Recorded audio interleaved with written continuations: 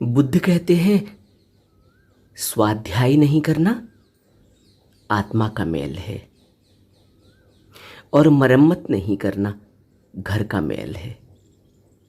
आलस्य मनुष्य का मेल है और प्रमाद रक्षक का मेल है। अगर कोई व्यक्ति स्वाध्याय ही नहीं करे तो फिर उसके जीवन में क्रांति कैसे घटित होगी? उसका मैल कैसे दूर होगा? उसके मन में लगी हुई मैल, उसकी अज्ञानता कैसे दूर होगी? स्वाध्याय पहला लक्षण है, स्वाध्याय करना पहला कदम है, जिससे अच्छे और बुरे का मन में पता चलता है। और मरम्मत नहीं करना घर का मेल है। अगर किसी घर में झाड़ू न लगाया जाए, उसका कूड़ा करकट साफ न किया जाए, तो घर मैला हो जाएगा। तो मरम्मत नहीं करना घर का मेल। और आलस्य मनुष्य का मेल है। आलस्य से पता चलता है कि मनुष्य के अंदर कितना मेल है, कितना तमस भरा हुआ है। और प्रमाद रक्षक का मेल है। अगर कोई रक्षा के लिए तैनात किया गया व्यक्ति है, लेकिन वो प्रमादवश हो, उसके अंदर बेहोशी हो, तो वो रक्षा कैसे करेगा? इसलिए प्रमाद रक्षक का मेल है। अगर प्रमाद है तो वो फिर रक्षा नहीं कर सकता, वो तो बेहोश रहेगा। उसके अंदर तो बेहोशी इतनी होगी, उसे पता ही नहीं चलेगा कि कौन आया, कौन गया, कौन अच्छा व्यक्ति है, कौन बुरा व्यक्ति है। तो जो रक्षक है, सुरक्षा के लिए तैनात है, उसको तो सजग रहना चाहिए, बेहोश नहीं। जेतवन में लालूदाई थेर को उपदेश करते हुए बुद्ध कहते हैं कि स्वाध्याय नहीं करना आत्मा का मेल है, और मरम्मत नहीं करना घर का मेल। आलस्य मनुष्य का मेल है और प्रमाद रक्षक का मेल है। जब भगवान बुद्ध सावत्ती में थे तो उनके अग्रणी शिष्य सारिपुत्र और मोगल्लान प्रवचन कर रहे थे। सारिपुत्र और मोगल्लान, नंदक, राहुल, ये सभी बुद्ध के अग्रणी शिष्यों में से थे। सब धम्मोपदेश करते थे। लोगों की अपार भीड़ थी और सभी लोग उस सत्संग का आनंद ले रहे थे, क्योंकि सारिपुत्र, मोगल्लान, महाकाश्यप, इनकी वाणी में एक मधुरता थी, एक रस था, उनके अनुभव की बात थी। क्योंकि वह जो भी प्रवचन करते थे, जो भी सत्संग करते थे, सत्संग तो अपने अनुभव से उतरता है। और यही सारिपुत्र, मोगल्लान, महाकाश्यप, नंदक, सभी जो अग्रणी शिष्य थे, उनकी वाणी में एक गहराई थी, एक अनुभव झलकता था कि उन्होंने जीवन में बोध प्राप्त किया है। लोग उनकी प्रशंसा करते थे। सत्संग में दूर दूर से लोग आते, बड़ा पंडाल लगता, हजारों की संख्या में भीड़ जुटती, लाखों की संख्या में भीड़ जुटती। सत्संग में लोग सुनने आते। वहां पर एक भिक्खु लोगों के द्वारा सारिपुत्र और मोगल्लान की प्रशंसा सुनकर उत्तेजित हो गया। सारिपुत्त और मोगल्लान की प्रशंसा कर रहे थे कि देखो कितना अच्छा प्रवचन उन्होंने किया, देखो कितनी अच्छी सत्संग की बातें बताई, उनका गहरा अनुभव है जीवन का, उन्होंने करा है, उन्होंने अनुभव लिया है, उन्होंने अभ्यास किया है। वह अभ्यास झलकता है उनकी वाणी से, उनके सत्संग से। इस पर भिक्षु लोग चर्चा कर रहे थे, सत्संगी लोग चर्चा कर रहे थे। तभी एक भिक्षु, लाल उदाइन उसका नाम था, वो तो भड़क गया, वो उत्तेजित हो गया, उसे बड़ा बुरा लगा, क्योंकि उससे वह बात पची नहीं, क्योंकि उसे लगता था कि वह तो सब जानता ही है, वह भी तो बुद्धिमान है, इन्होंने क्या कौन सी नई बात कह दी। उसके अंदर इस तरह की भावना थी, वह स्वीकार ही नहीं कर पाया कि उनकी प्रशंसा की जा रही है। सारिपुत्र को पता ही नहीं है कि उनकी प्रशंसा हो रही, मोगल्लान को पता ही नहीं है कि उनकी प्रशंसा हो रही है। उनको प्रशंसा से क्या करना, वह तो जो कह रहे हैं वह तो उनकी जिंदगी का अनुभव है, उन्होंने वो जिया है, उन्होंने वो अभ्यास किया है। लेकिन जो व्यक्ति अनुभव नहीं करता, जिसने सिर्फ ज्ञान को अर्जित किया है, वह उसका अनुभव नहीं, वह व्यक्ति ईर्ष्या से भर जाता है। यही हुआ लाल उदाइन के साथ। जब ऐसे अहंकारी के सामने किसी की प्रशंसा हुए तो वह कैसे सहन करेगा। वह खड़ा हुआ और लोगों को कहा, सत्संगियों को कहा, उपासकों को कहा, भिक्षुओं को कहा, क्या रखा है सारिपुत्र और मोगल्लान के प्रवचनों में? व्यर्थ की बकवास लगा रखी थी। कंकड़ पत्थरों को तुम हीरा समझ रहे हो? परख करनी है तो पारखियों से पूछो, मुझसे पूछो। प्रशंसा करनी हो तो मेरी करो, मेरे धम्मोपदेश सुनोगे तो तुम सब भूल जाओगे। तुम्हें मालूम पड़ेगा कि एक धम्मोपदेशक की वाणी का, उसके ज्ञान का क्या फर्क पड़ता है, क्या गहराई है। मेरे धम्मोपदेशों की प्रशंसा करते करते तुम थक जाओगे। वह इस तरह की बातें करने लगा। नगरवासियों ने उसकी दबंग आवाज सुनी, सत्संगियों ने उसकी दबंग आवाज सुनी।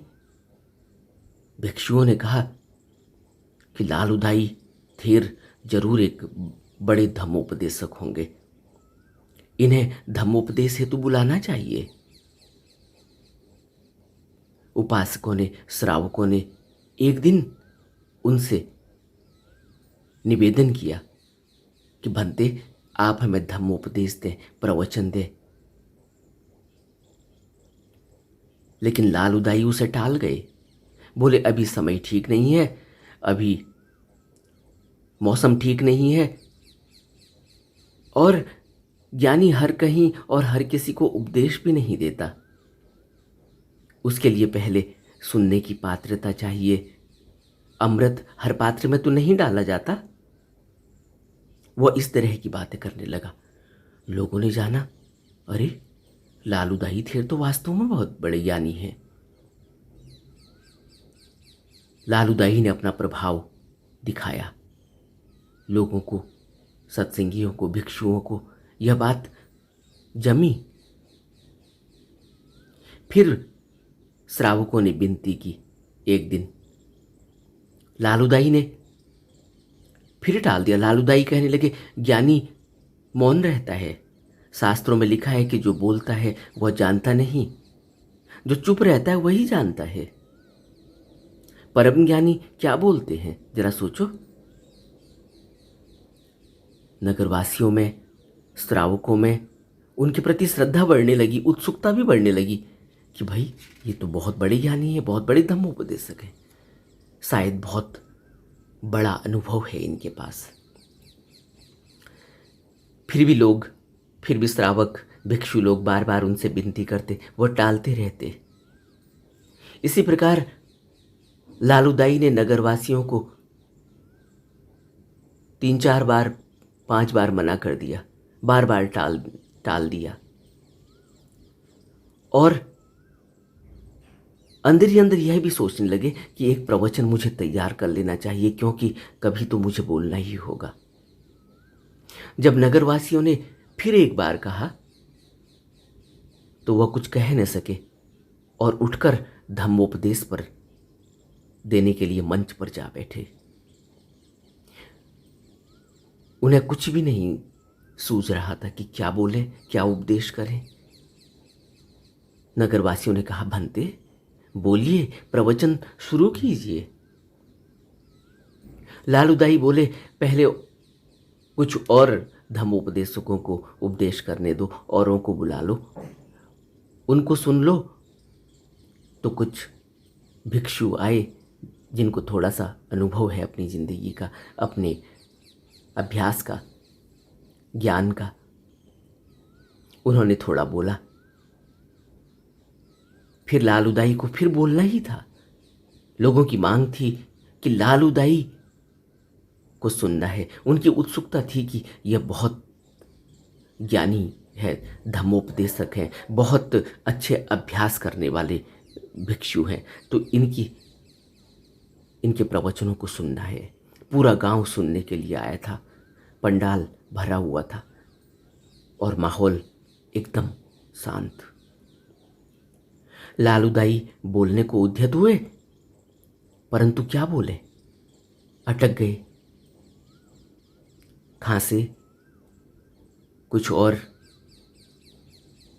शब्द निकाले। उनके मुंह से शब्द ही नहीं निकल रहे थे। उपासकों के आगे वो कुछ कैसे निकले, उनका गला बैठ गया, उनके पसीने पसीने छूट गए। और जो याद किया था, जो अपना प्रवचन याद करके आए थे, कई दिनों से तैयारी कर रहे थे, वो कुछ याद ही नहीं आ रहा था। हाथ पैर कांपने लगे और उनकी विचित्र दशा थी। नगरवासी उन्हें बोलने में असक्षम पाकर सब कुछ जान गए कि यमाहा से लंबी लंबी डींगें हाँकते हैं, इनका अपना कोई अनुभव नहीं तो ऐसा क्यों करते। तभी कुछ लोग नाराज हो गए, कुछ श्रावक नाराज हो गए, कुछ नगरवासी नाराज हो गए जो थोड़ा दबंग से थे। उन्होंने कहा, अरे आप तो सारीपुत्त और मोगललान की प्रशंसा भी नहीं सुन सके थे उस दिन, और तुमसे इतना भी नहीं बोला जा रहा है, उतना तो बोलो। लालूदाई की असलियत नगरवासियों की समझ में आ गई। अब लालूदाई ने मंच छोड़ दिया और वो भागने लगे। और जब वो भागने लगे तो नगरवासियों में से जो दबंग लोग थे वो उनके पीछे पीछे भागने लगे। लालूदाई ने भागते हुए अपना जोर, जब जितना जोर से भागने लगे, और वहीं भागते हुए सही से नहीं दिखाई दिया और एक मलमूत्र के गड्ढे में गिर गए और गंदगी पूरे शरीर में, मलमूत्र की गंदगी लग गई। यह खबर भगवान के पास पहुंची। भगवान ने कहा, भिक्षुओं, अभी नहीं, यह तो पहले से ही मलमूत्र के गड्ढे में गिरा था। तब उन्होंने शूकर जातक की कथा कही और बोले, भिक्षुओं, अल्प ज्ञान घातक है, शब्द ज्ञान भी घातक है और शास्त्र ज्ञान भी घातक है। अगर अनुभव न हो, अगर स्वाध्याय न किया हो, अगर अनुभव अपने एक्सपीरियंस में नहीं उतारा हो, तो बहुत घातक है। और अनुभव के बिना लालूदाई ने थोड़ा सा धर्म सीख रखा है, लेकिन उसका कोई ठीक ठीक स्वाध्याय नहीं किया, ठीक ठीक अनुभव नहीं लिया। पढ़ रखा है। स्वाध्याय का मतलब है अपने सीखे हुए ज्ञान को अपने में खोजना, अपने में पाना। पहले पढ़ लिया ज्ञान को और फिर उसको अपने में आत्मरमण करना, अपने अनुभव में लाना, अपने अंदर खोजना, अपने अनुभव को अपनी खुद की किताब में पढ़ना, अपने अनुभव में परखना, उतारना, यह स्वाध्याय है। स्वाध्याय का मतलब यह नहीं कि धर्मशास्त्रों को, धर्म ग्रंथों को पढ़ लेना स्वाध्याय नहीं है। अपने आत्मरमण में उतारना होगा, अपने अनुभव में लाना होगा। और लालूदाई ने थोड़ा बहुत सीखा है, पढ़ा हुआ है, लेकिन उसने स्वाध्याय नहीं किया। उसने मंत्र पढ़ लिए हैं, उसने गाथाएं पढ़ ली हैं, परंतु उसका अपना जिंदगी का अनुभव हुआ नहीं, सच में अनुभव नहीं है। और स्वाध्याय नहीं करना मंत्रों का मेल है। स्वाध्याय का अर्थ है अपने अनुभव में उतारना। जो कुछ भी जाना है, सीखा है, उसको अपने अनुभव में उतारना। अगर अनुभव में नहीं उतारा तो स्वाध्याय नहीं किया, तो मंत्रों का मेल है जो ऊपर से आ गई, धूल है। मंत्र भी धूल ही हो जाती है अगर स्वाध्याय नहीं किया, अनुभव नहीं लिया। और इसी तरह असावधानी पहरेदारों का मेल है। अगर कोई व्यक्ति पहरेदार है लेकिन असावधान है, तो वह असावधानी उस पहरेदार का मेल है। मंत्र सीख लिए, दोहरा लिए, उनको रट लिया, यह स्वाध्याय नहीं। यह तो मंत्रों की धूल जम जाएगी ऊपर, मंत्र मैला हो जाएगा, उसे झाड़ना पड़ेगा और वह स्वाध्याय से झड़ेगा। जब अनुभव में आएगा तो वह मंत्र तो झड़ जाएगा, लेकिन अब वह अपना जीवन बन जाएगा, वह असली जीवन बन जाएगा, फिर वह स्वाध्याय है। घर में अगर झाड़ू न लगाया जाए, झाड़ू बुहार न किया जाए, झाड़ बुहार न किया जाए, तो क्या होगा? धूल इकट्ठी हो जाएगी। इसीलिए उसे भी झाड़ बुहार कर साफ रखना चाहिए। ऐसे ही सौंदर्य भी हमारी जीवन की जीवंतता है। जीवंत हैं तो सुंदर हैं।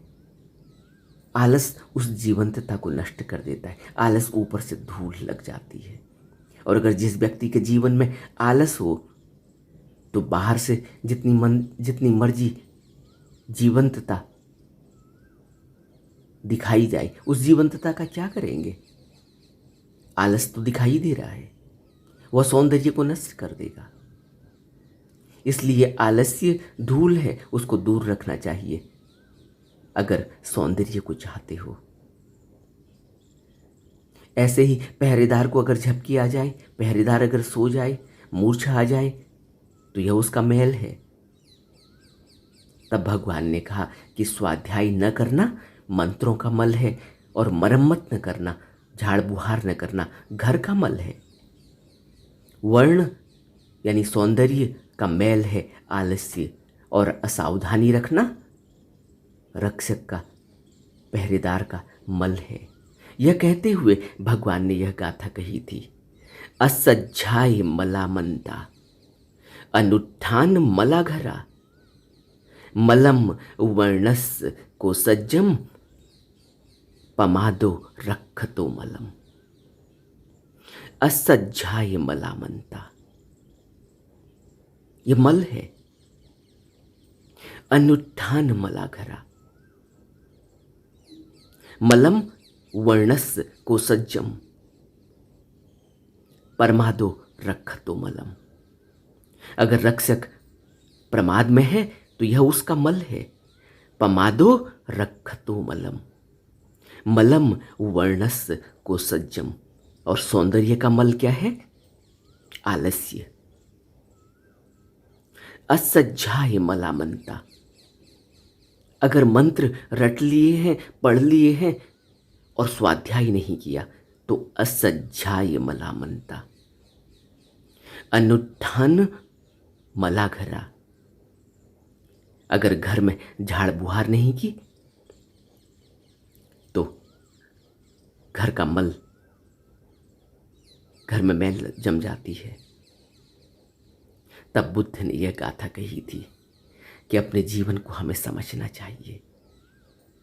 बाहरी दिखावे से, लोकलाज वश मंत्रों को पढ़ लेना, रट लेना और बाहर का ज्ञान इकट्ठा कर लेना, इससे कुछ नहीं मिलता। इससे और भी हानि हो जाती है, क्योंकि फिर व्यक्ति अपने को देख ही नहीं पाता, अहंकार भर जाता है। अनुभव के बिना जीवन में क्रांति नहीं होती, अनुभव के बिना निर्वाण घटित नहीं होता, अनुभव के बिना स्मृति पैदा नहीं होती और अनुभव के बिना समाधि घटित नहीं होती।